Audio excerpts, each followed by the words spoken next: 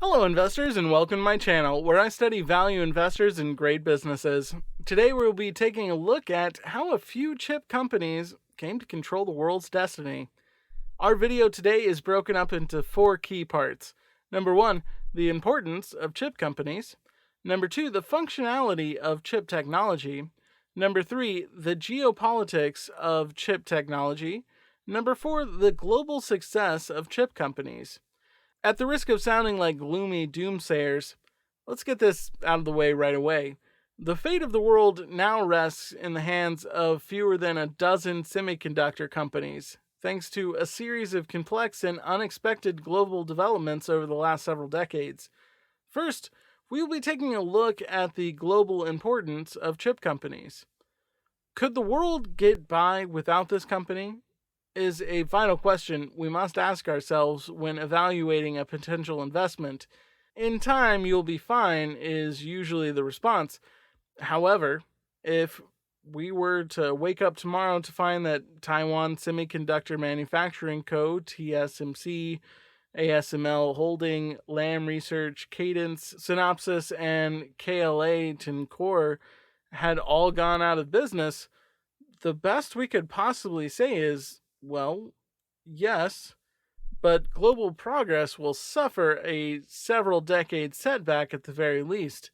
The loss of a few chip company makers that rely on these companies, such as Nvidia, Samsung, Intel, AMD, Texas Instruments, Linux, Broadcom, Micron, and Microchip Technology, would further stymie the economy's digital transformation. Why? Because these businesses are at the heart of a $500 billion industry that allows us to do everything from fly across the ocean to book a ride and order pizza once we arrive. From diagnosing and treating diseases to increasing agricultural yields, from supporting the military to powering our cities. Chip companies provide the resources needed to design, build, and test ever faster and more powerful sensors, microcontrollers, CPUs, GPUs, FPGAs, network switches, modems, memory, and all of the other components that power our devices and, by extension, the entire digital economy. Software is eating the world, as Mark Anderson famously declared in 2011, and evidence of this truth can be seen more and more every day. However, there would be no information age without semiconductors, which allow machines to run software. But how did we get to a point where one company handles more than half of all contract semiconductor manufacturing on a disputed island, where a single organization appears to have an unassailable lead in photolithography, where virtually all memory is made by just 3 companies, and where it's nearly impossible to design a chip without software provided by only a few companies? Well, to put it simply, complexity is getting more complex. For one thing, as mobile phone chips, artificial intelligence, and cloud computing applications become more complex, the design, manufacturing, and testing process required to produce them become more complex as well, making it impossible for all but the most adaptable companies to keep up. And as development becomes more complicated, so does the cost of designing, testing, and manufacturing an advanced chip, which has risen to as much as $500 million, posing a new barrier for would-be disruptors. For the second part of this video, let's look at the functionality of these chips, or as NZS Capital likes to call it, the process of magic. A good example is photolithography. In short, only one company attempted to change the light source used in the process from 193 nanometers to 13.5 nanometers to accommodate smaller, more intricate patterns on the leading edge chips with ever decreasing geometry.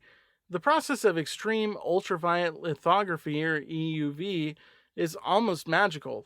50,000 microscopic droplets of molten tin are fired into a stream in a vacuum every second, with one laser striking each one so precisely that they flatten into disks before another bombards them with so much power they become EUV emitting balls of plasma. The machines, which can cost nearly $200 million and be the size of a house, are housed in ultra clean environments that keep out even the tiniest speck of dust. The scanners and lasers that power EUV lithography are so complicated that many scientists thought they were impossible to develop a decade ago, and Nikon, ASML's main competitor, thought the technology was so difficult that it didn't even try to develop an EUV tool. ASML has a de facto monopoly in the manufacturing of machines that make the most advanced chips due to its unique mastery of EUV. This year, the Dutch company expects to ship 35 scanners, bringing the total number of scanners used by foundries around the world to around 100. EUV is already being used in high volume manufacturing by TSMC and Samsung, and Intel is using the process. Moore's Law, which states that the density of transistors on a chip doubles every 2 years, would have likely reached its limits if EUV had not been invented. However, as a result of the process, TSMC is building 7 nanometer and 5 nanometer fabs and investing another $20 billion in a 3 nanometer node foundry, while Samsung, South Korea's largest company, announced in May 2020 that it would begin construction on a 5 nanometer facility near Seoul based on EUV as part of a $116 billion plan to compete with TSMC in contract chip making. However, intricate chips must be designed before they can be manufactured and tested, and as device makers compete to pack more performance, functionality, and power efficiency into even smaller chips, the creation of semiconductors has become impossible without electronic design automation, or EDA. Cadence Design Systems, whose software is used to map advanced semiconductors, is a key provider. Cadence and its competitor Synopsys collaborate closely with chip designers and manufacturers, often TSMC, to ensure that the hundreds of millions of dollars spent on the next chip design will result in a working device. Initiatives like TSMC's EDA Alliance and Digital Reference Flow, which Samsung and Intel don't have, increase the likelihood that designs will be compatible with TSMC's manufacturing process, creating network effects by making future products more likely to succeed. While increasing complexity contributed to the reduction of the number of players, consolidation aided in the process. There were 10 DRAM memory manufacturers in 2009 in a $100 billion industry. Samsung, SK Hynix, and Micron Technology now account for 95% of revenue. After a decade or so of stagnation, semiconductor M&A exploded in 2015, surpassing $100 billion in transaction value, more than 6 times the previous 5 years, and remained high for the rest of the decade. The consolidation wave's poster child was Broadcom. Tan spent $50 billion on acquisitions during this time, transforming the company from a niche wireless technology supplier to a powerhouse in wireless networking and data center solutions with industry-leading profitability, a move that helped the stock rise 1,800%, making it the best performer in the semi sector and one of the top 10 stocks in the S&P 500 over a decade. As Tan led others to recognize that the industry's traditional cyclicality was ebbing, money poured into the space. For decades, sales have been driven by events such as Windows operating system upgrades and new mobile phone releases.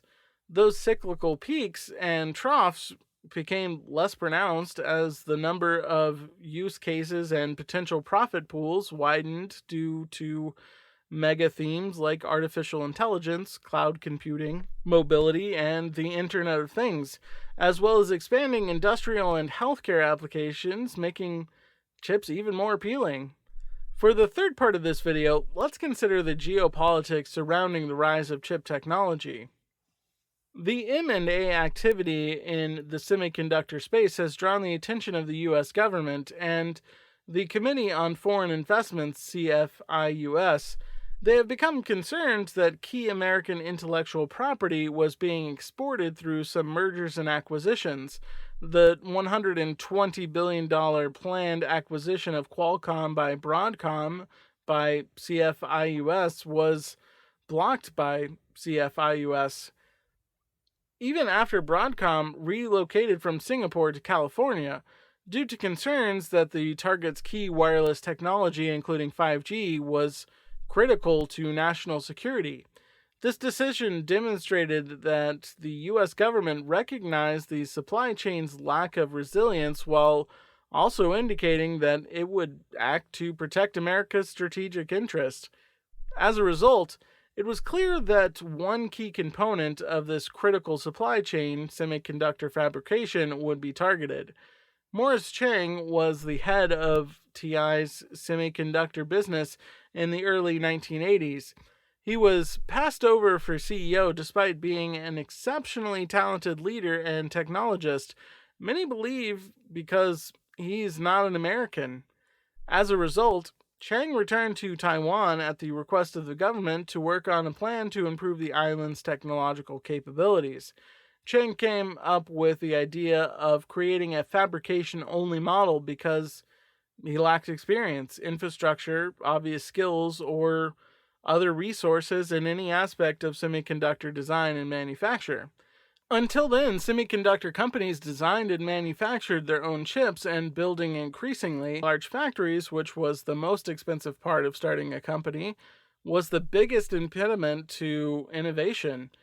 Chang broke down that barrier by promising never to compete in chip design with customers. TSMC grew into the world's largest contract chipmaker over the next 2 decades, controlling 53% of nearly $70 billion third-party fabrication market in January 2020, compared to 18% for Samsung and 8% for Global Foundries, the next 2 largest producers. In 2019, TSMC produced nearly 11,000 products for around 500 customers, including AMD, Apple, Alphabet, Amazon, Microsoft, Facebook, Nvidia, and Qualcomm, while Texas Instruments, whose market cap is less than half of the TSMC, now uses the company to manufacture some of their advanced products. What concerns the US government is that American companies account for about 60% of TSMC's revenue, with China accounting for the remaining 20%. According to the Semiconductor Industries Association, US-based companies account for about 45% of global semiconductor sales, but nearly 70% of the chips are made in Taiwan or pass through the island during the manufacturing process.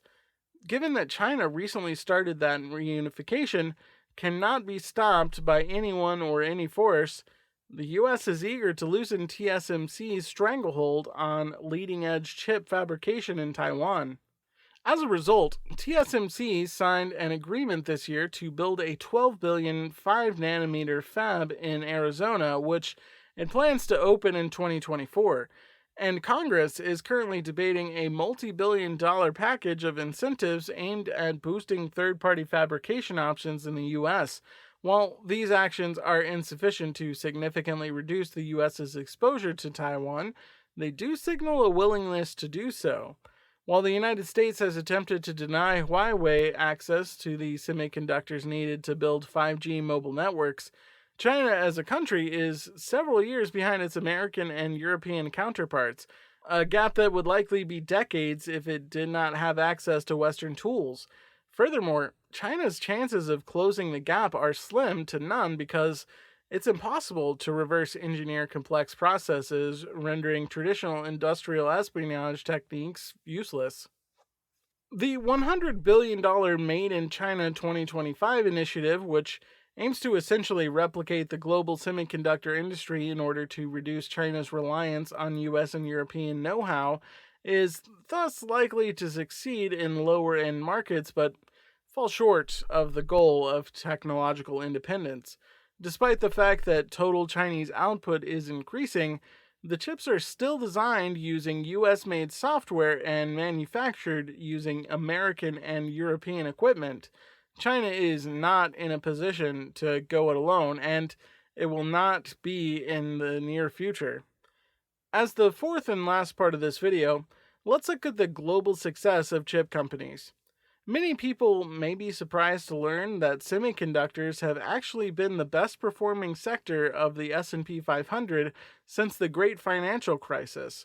The 30-member Philadelphia Semiconductor Index doubled in value in a year and soared 377% in the decade through 2019, more than double the 182% return of the main S&P 500.